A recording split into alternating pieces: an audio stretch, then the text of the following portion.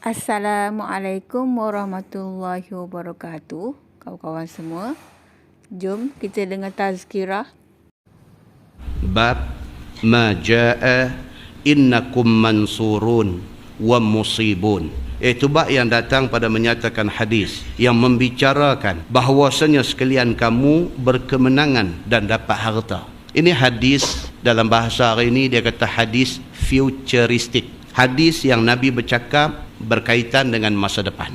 Zaman Nabi bercakap ni tak jadi lagi, tapi Nabi bercakap dah benda ni. Nabi kata apa? Nabi kata esok-esok ni kalau hampa panjang umur, hampa akan menjadi golongan yang mansurun, golongan yang menang, bahkan wa musibun, dan golongan yang mendapat habuan. Kalau hampa panjang umur, Nabi kata dekat sahabat-sahabat ni, satu hari esok hampa akan tengok Islam ni menguasai dunia. Itu maksud dia. Zaman Nabi, Islam di Mekah dan di Madinah saja. Di tempat-tempat lain ni ada sikit-sikit aja. Di Yaman sikit, sana sikit, sini sikit. Tapi Nabi kata esok-esok ni, aku tak ada esok ni, Islam ni mansurun, akan menjadi, orang-orang Islam akan menjadi orang-orang yang menang. Tuan-tuan, zaman Umar Al-Khattab, Islam memerintah 2/3 dunia. Hak Nabi kata tu jadi sungguh. Bahkan Nabi kata wa musibun, Islam esok akan jadi kaya, akan dapat habuan banyak. Bila berlaku perang, bila berlaku pembukaan negeri baru, maka adalah ghanimah yang akan dapat kepada orang-orang yang ikut berperang. Tentera Islam ni dengan duk dapat bahagian, bila menang perang ni duk dapat bahagian harta rampasan perang ini, masing-masing jadi orang kaya. Maka Nabi SAW nak pesan tentang benda ni. Kata dia, ketahuilah saudaraku, bermula harta dunia boleh jadi sebesar-besar bala dan sebesar-besar fitnah kepada manusia. Nabi nak abang yang tu. Lah hampa susah. Ditakdirkan esok hampa senang, baik-baik sikit. Nabi nak abang yang tu. Harta ni dia kadang-kala menjadi bala dan kadang-kala menjadi fitnah kepada hampa semua. Kerana dengan sebabnya boleh jadi seseorang manusia itu besar kepala, dia kata. Ini pun satu penyakit. Bila ada duit, sembang pun dah lain. Dulu tak ada duit, sembang lain.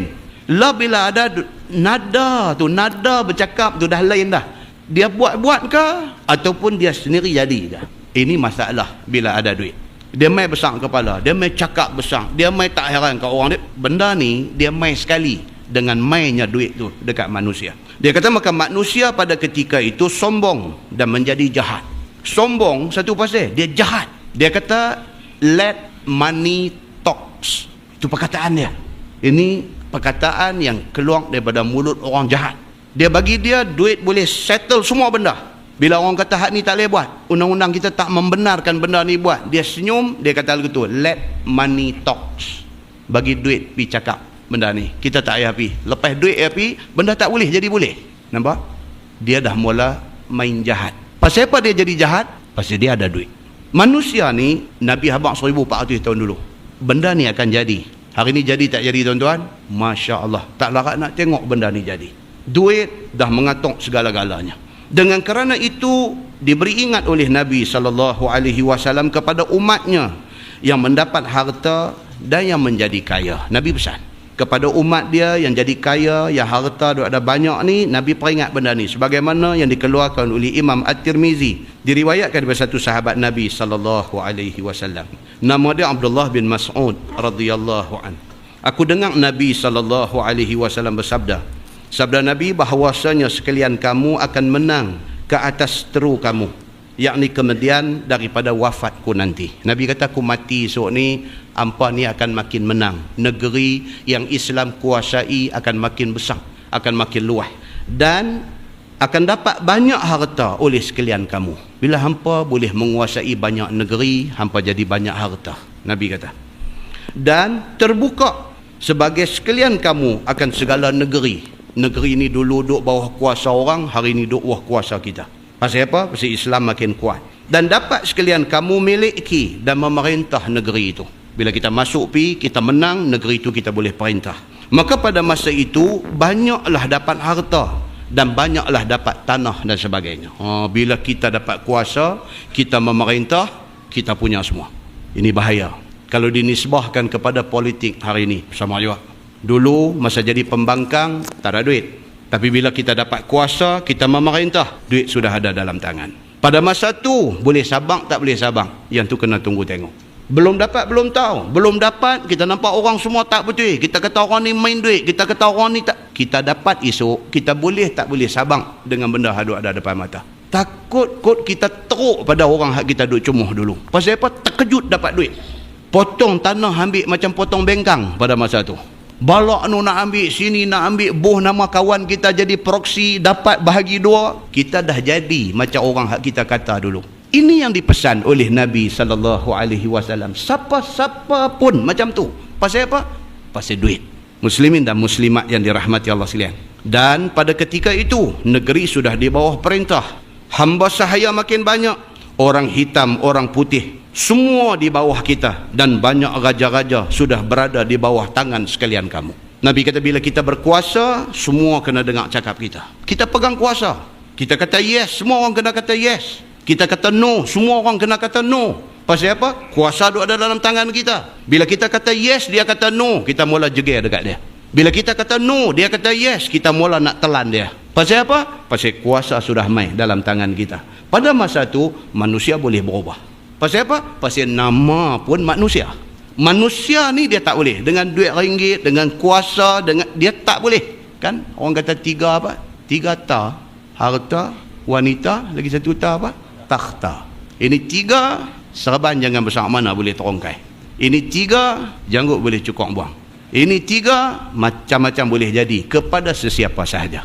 Maka Nabi SAW pesan ni kepada siapa? Hak duduk depan dia, sahabat dia. Hak tak ada depan dia ni kita. Nabi pesan ni kepada semua. Walaupun sahabat dia, Nabi pesan juga. Pasal apa? Pasal sahabat pun manusia. Pasal sahabat pun takut dengan tiga ta ni. Pasal sahabat pun boleh jadi macam-macam dengan cubaan dan ujian yang melibatkan tiga ta ni. Muslimin dan muslimat yang dirahmati Allah sekalian. Dan banyak mereka itu beramah mesra dengan kamu. Maka siapa-siapa daripada sekalian kamu sampai umurnya kepada yang aku katakan ini, maka hendaklah pada ketika itu takut kepada Allah, junjung dan buat apa yang disuruh Allah. Nabi kata satu aja aku nak pesan dekat hamba, ittaqullah, takut kat Tuhan. Hari ni duit tak main dalam tangan hang, hang boleh cakap macam-macam. Hang duduk dalam kuasa, esok ni duit duk ada dalam tangan ni, duk nampak ni berbilion-bilion duit duk ada ni.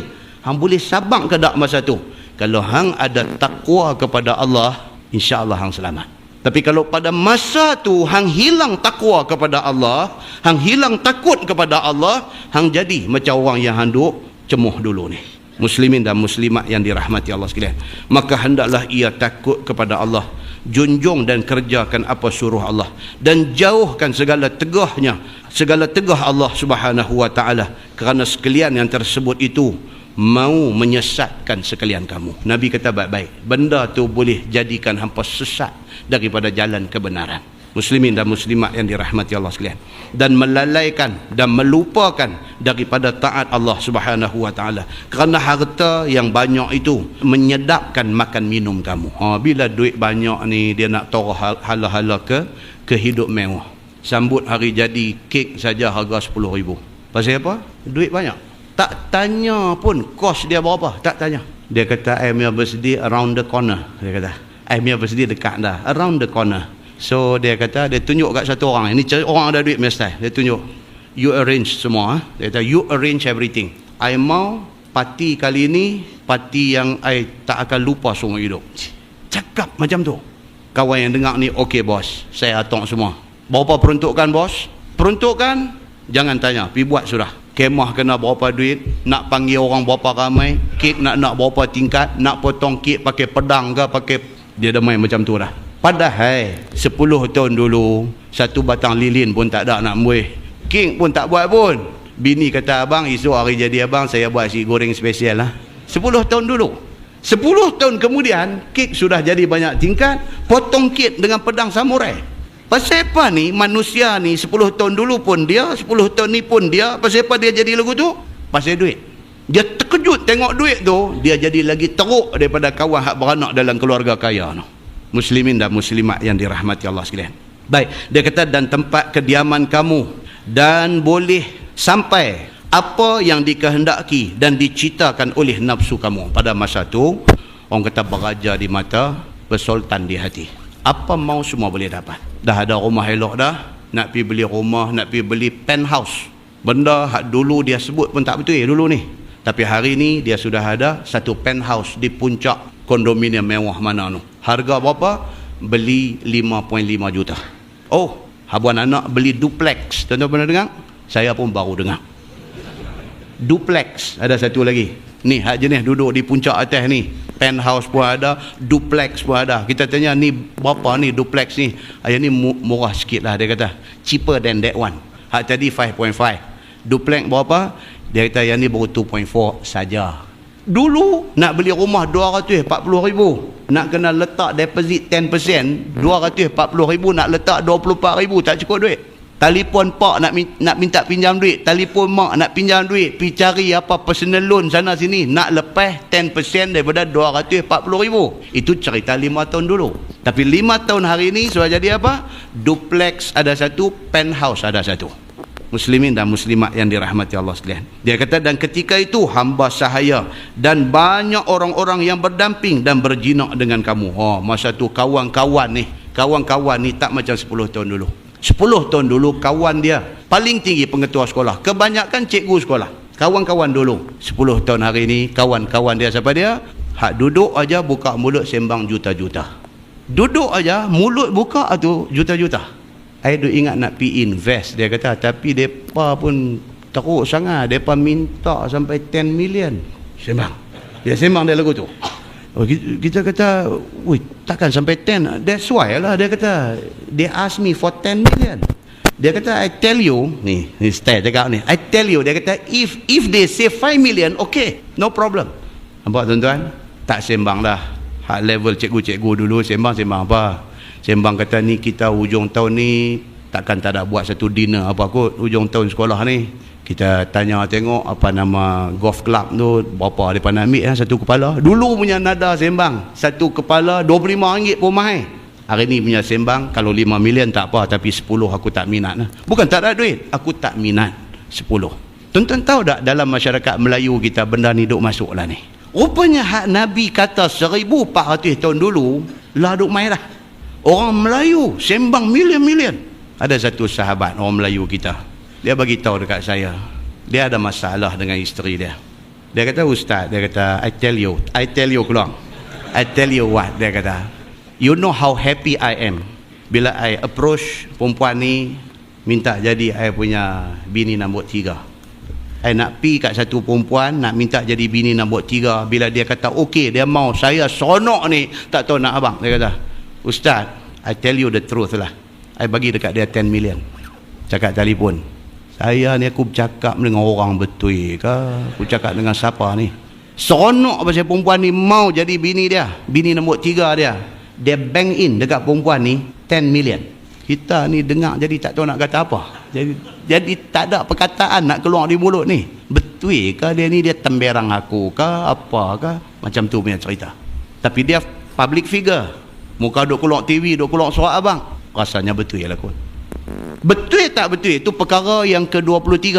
Pokok pangkalnya dia boleh bercakap macam tu.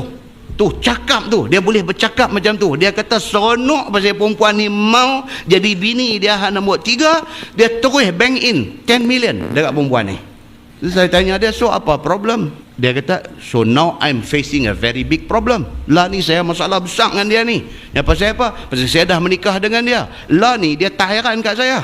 Saya kata, siapa ni perempuan ni lah, ni bini saya nombor 3 ni, dia tak heran kat saya lah ni. Dia kata, saya kata, dia nak heran apa yang hampir bagi kat dia 10 juta. Dia nak heran apa kang? Hang buat apa kat dia pun dia tak peduli dah. 10 juta duk ada dalam nama dia dah. Dia kata, that is my very big mistake I have done. Dia kata, ini satu kesalahan paling besar yang saya pernah buat. Dia kata, my first wife, my second wife, dia kata, nombor 1, nombor 2 dia saya tak pergi bagi macam ni. Dia kata, my second one I gave her 3 million only. Bahasa ceng tu 3 juta sahaja, kan? Bini nombor 2 saya bagi 3 juta saja, tapi dia ni saya pergi bagi 10. That is my very big mistake I have done.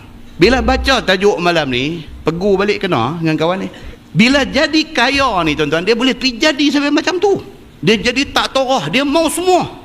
Hak orang dia mau, bini orang dia mau, anak orang dia mau, harta orang dia mau, semua dia mau. Hak ni lah yang kita duk baca lah ni. Apa dia kata? Maka semuanya itu melalaikan dia daripada menjunjung suruh Allah Subhanahu wa taala dan mau lalai sehingga mengerjakan yang ditegahnya. Bila dia mai tahap tu, perintah Tuhan ni pun tak tahu pergi ke mana, hak Tuhan larang dia jalan semua.